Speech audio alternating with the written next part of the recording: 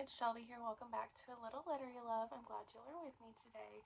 Today's video is going to be my end of March wrap up. I'll be talking about all the books that I read, in the latter half of March. I did read 6 books, but I will only be talking about 5 of those. One of those was a St. Martin's Press book, so I'm refraining from talking about all of those books, but I do want to disclose I did read 6, only talking about 5.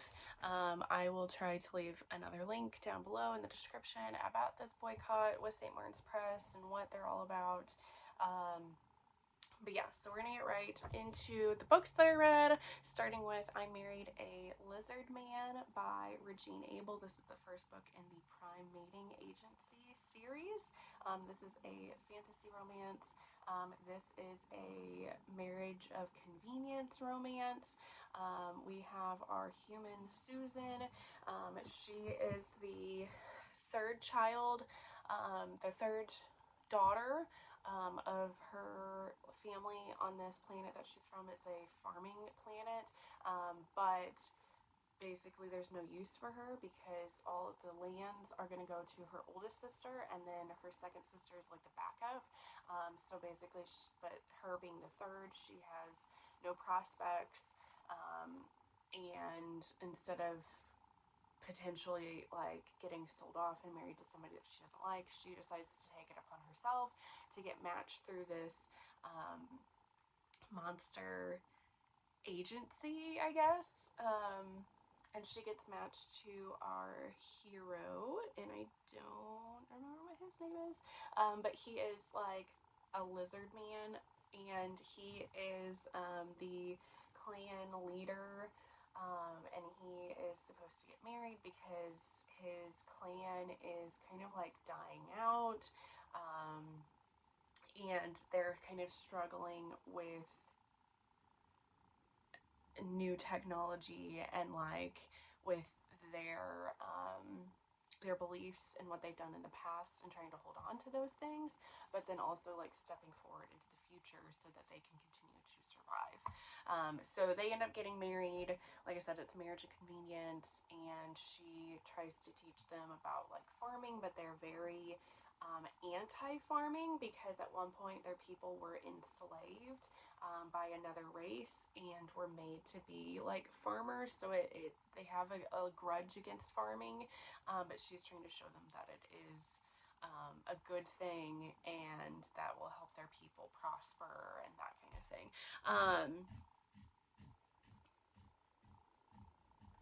So I ended up giving this one 4 stars. I really enjoyed this one. I thought this was a very sweet romance. It's a very like slow buildup of the romance, which I did like. I thought it was good, like both of them trying to learn each other's cultures because they are so very different. This features a cinnamon roll hero, and I just thought that was really cute. It does get a little bit steamy in here once they get to that point where they're like figuring out things. So I did really enjoy this one. Then I read this beautiful book, On the Care and Keeping of Orcs by Kass. This is actually the second book of a series of hers by called Shades of Sanctuary, but I wanted to read this one because I did a post on like Instagram about like green heroes to be with for St. Patrick's Day, so I wanted to read this one in time for that. So this is about Cate. She is it's kind of hard to describe because this is a fantasy romance, and Cate is a human, but she's also a shifter. And where she lives, they live in this place called Sanctuary, and being in this place, they all get to choose these different like abilities. So she is able to shift into a rabbit, or like her brother, who is in the first book of this series, which I will get to at some point because I did really enjoy this one, can shift into like a polar bear. So they can just do some of these like magical abilities. Anyway, so she is a single mom to twins, and she has had a crush on Torsten, who is the orc of this book. Has had a crush on him since she was a child. he's back in town because he went off to be this like big like badass orc warrior. He's back in town, and he also has a crush on her, but they, you know, aren't communicating that to each other, so they don't know. And they hatch up this like scheme, him and her brother, who happens to be his best friend, to go and on this like heist to get these horses back for her sister-in-law.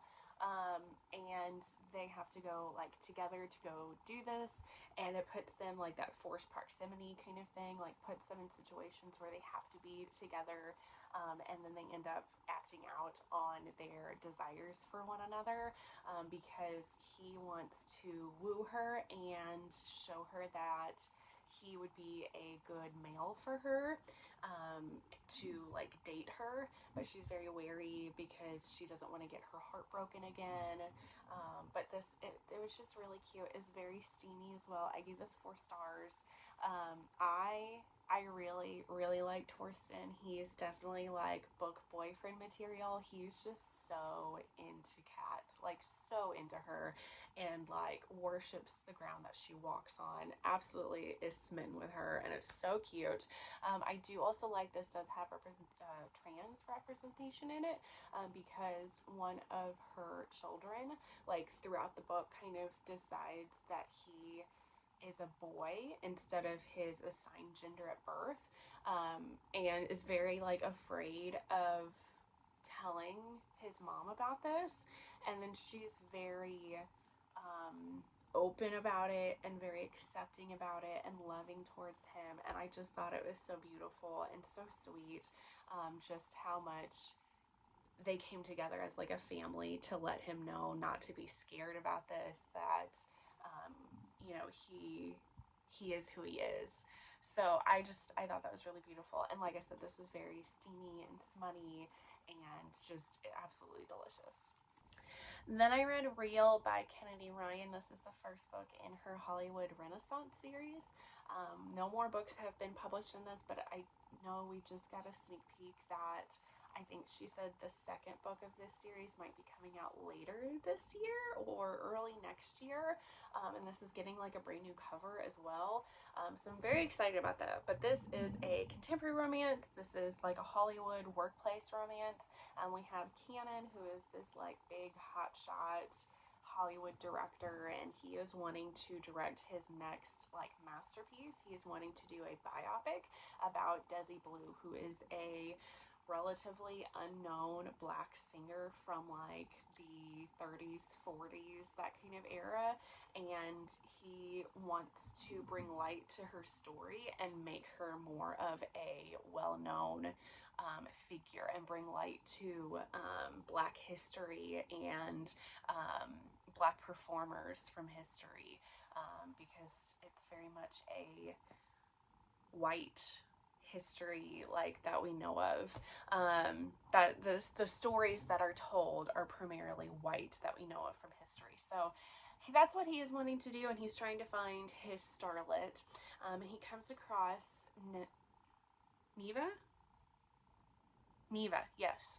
He comes across Neva. She is a unknown stage actress, and he immediately knows that this is his star. He wants to make her a star. He gets a lot of pushback from Hollywood executives about this because they're wanting somebody to be a little bit more well-known. The only thing is, Cannon and Neva also have the hots for each other, but they're trying to be professional. They're trying not to give in to their desires because Cannon has already had a former scandal of him getting together with one of his actresses from a film and it ending in disaster. So he doesn't want that to happen again. He wants this all to be strictly professional, but the more that they get to know each other, the more that they start to have feelings for each other, and it gets harder and harder for them to not give in to their desires for one another. I gave this one 5 stars. I loved this one. I absolutely love Kennedy Ryan's writing. She is just so easily consumable. I don't know if that's the right term to say for her, but it's just, it sucks you in. It's so beautiful. And I love that she brings light to like Black stories, Black love, and just in a way that it's not like a harsh way or anything. This also does have chronic illness representation. Our heroine of this story has lupus, and that does have caused some problems for her throughout this story. So I love that we had some chronic illness representation in here. Just her stories are just so, they're raw and they're real. Like their characters in here feel like real people, and I love that. And they have all these flaws, and it just makes them so much better, I feel like. And this love story was just so beautiful and sweet, and I just gobbled it up and I loved it. So I cannot wait for Kennedy Ryan to write more stories in this series, and I cannot wait to read more from Kennedy Ryan this year. That is one of my goals, is to read more from her, because I love everything that she writes. Everything that I've picked up from her have been just absolutely amazing. Then I read The Homewrecker by Sara Cate. This was a highly anticipated book for me. This is the second book in her Good Boy series. So this follows Caleb, who is another sibling of the Good brothers. And this is kind of following after the first book of the series, where there was like all the scandal about their father and all these like heinous things that he did, and this falling out with the family.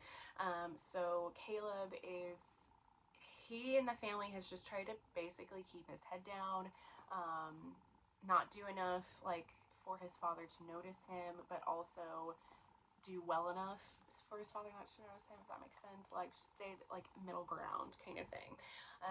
He is a lawyer. He is married to Briar. They have this like picturesque kind of family, but then on the inside you realize that they are struggling a lot.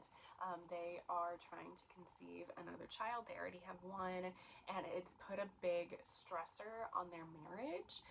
They're not communicating very well, and they're just going through some trouble in their marriage. So then we have Dean, who comes into the picture. Dean's house burnt down and he's needing a place to stay. So Adam, Caleb's older brother, is like, hey, my brother has this place over his garage. Maybe he can let you stay there. So they end up letting Dean stay over their garage, much to the chagrin of Caleb, because Caleb and Dean kind of have this like grudge against each other. Dean used to be the ex-best friend / ex-lover of his very younger brother Isaac, who has kind of ran away from home. They haven't seen him in like 10 years. So they don't really like each other, but Dean needs a place to stay, so he's going to stay there over their garage. And both Caleb and Briar have this pull towards Dean, and they also have this attraction towards Dean. Something that takes a little bit for Caleb to recognize and allow for himself to have this attraction towards Dean, because you have to realize, like, especially like going from the first book of this, this is a very religious family, very religious upbringing, and men not being straight, like anything having to do with like LGBTQ, gay, bisexual, any of that is taboo, is forbidden, is not okay. So he has learned to like suppress this about himself.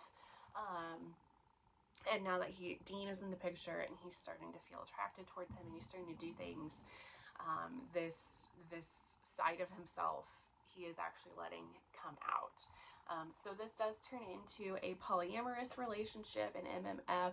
All three of them end up getting together and having relations together and falling in love with each other. So I ended up giving this one 4 stars. I still very much enjoyed this one, don't get me wrong, but I did not enjoy it as much as I was anticipating, especially from reading the first book of the series. I loved the first book. I really like this one. My only thing that I thought was very frustrating is the lack of communication, especially between Caleb and Briar. was so frustrating, and they like wanted to tell each other things and speak up about things, but they would hold themselves back. And Dean kind of comes into the picture to he sort of like helps them work through their non-communicating, because Briar wants to, like, after having her kids, she feels like that is all she is useful for. And so she wants to feel like a woman, a sexual woman again. So Dean kind of helps bring this out of her and shows Caleb what she actually wants in the bedroom, and then they start their communicating again. So all of that I just found very frustrating. There are moments in here that is very heartbreaking. There is death of a loved one in here. Chronic illness, that kind of thing, and it's just, there are some heartbreaking moments in here. There's also homophobia, obviously, because like I said, their father is very homophobic, and he comes into the picture sometimes and makes some comments about it, and Caleb also has like some thoughts about things just from his upbringing, and it takes them a little bit of time to work through those and get to a better place at the end, but they do. So I did really enjoy this one. I love Sara Cate. I am always going to love Sara Cate and always going to want to read her books. So I believe the next book that she has coming out might be, I know she's doing a book for Katie Roberts' Kickstarter. I don't know when that is going to be happening. And then I think either late in summer or early fall, somewhere around there, we're going to have The Heartbreaker, which is Caleb's twin brother's story. So that'll be the next book in the Good Brothers series, and I'm very excited about that one as well. And then the last book that I read for March is going to be Loving Romeo by Laura Pavlov. This is the first book in her Magnolia Falls series. I'm not sure if the second book of this series is out yet or not, but this is a small town romance. This is a romance between Demi and Romeo. Romeo is a boxer. Romeo hates Demi's family and then her by association, because of things that her family did to him. He ended up taking the fall for a crime that his family kind of covered up and blamed on him, and he ended up going to juvie when he was younger. So he's never really like gotten over that. He's held a grudge for his family, and he just kind of assumes that Demi also knows about all of this. But Demi and Romeo are business neighbors. Romeo owns like a boxing place, whatever, I don't know what it's actually called. And then Demi owns a coffee shop right next door, and she's trying to be very friendly with him, and he just keeps like shutting her down. But then her coffee shop gets broken into, so he finds her and keeps her safe and protects her. So they keep having these run-ins together, and they kind of bring to light, he kind of tells her what happened, and a lot of things, ugly truths about her family come to light, some things that her father did, and then some things with her brother, because her brother is an addict, addicted to, I think, pain pills maybe, and maybe other drugs. I'm not exactly sure. I can't remember exactly. But this all talking to each other kind of, like I said, brings things to light, and they start to grow closer together, and they start to fall in love with each other. So I ended up giving this one 4 stars. To be honest, I thought this was kind of boring. It was fine. I feel like I'm just not a small town romance kind of person. But I think that's more of just a me thing, because otherwise there was honestly nothing wrong with the story. It was very cute and very sweet. There is a little bit of steam in here, not like a crazy amount, but like just a little like sprinkle of steam. So I definitely can understand people that do like small town romances, like absolutely loving this book. So I did give it 4 stars, because like I said, I feel like it's more of a me thing of like the things that I didn't like. It just was kind of, it was fine. It was all right. So if you do like small town romances, I definitely think that you will like this book. It was very cute, pretty easy to get through, pretty quick, I felt like. And yeah, so it was just a cute little love story. But that is going to be it for my March reads, all the books that I read in the end half of March. please make sure to give a thumbs up for this video if you liked it. Leave a comment down below with some of the books that you read in March and what are some of your favorites that you read in March. And then also make sure to subscribe if you haven't, if you haven't already. And then otherwise, I will see you all in the next one. Bye, guys.